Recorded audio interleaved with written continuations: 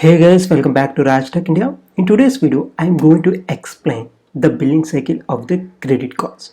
What is the use of knowing the billing cycle?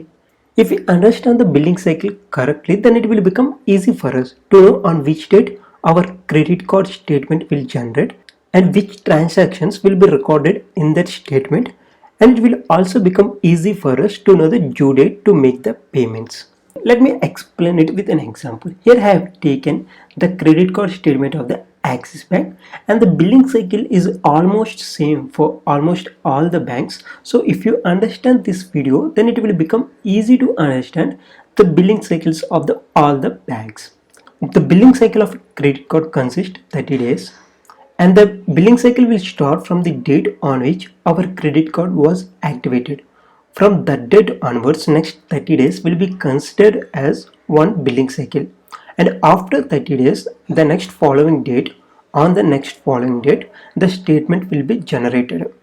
So the transactions which we made in these 30 days and on exactly on the date of the statement generation, if we make any transactions just before the generation of the statement, then all those transactions will be recorded in that statement, and after generating the statement we have a 20 days of a grace period. In those 20 days we need to make the payment, or at least we need to make the payment on the 20th day. So the 20th day from the date of generating the statement will be considered as the due date. See here the statement period.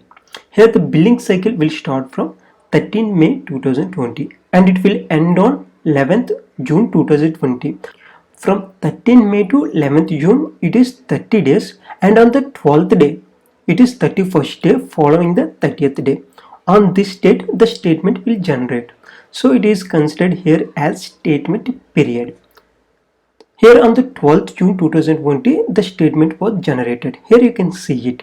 So from this 12th June 2020, we had a grace period of 20 days. So we need to make the payments in these 20 days, and the last date will be the 20th day. That means 2nd July 2020. Here you can see it. Payment due date is 2nd July 2020.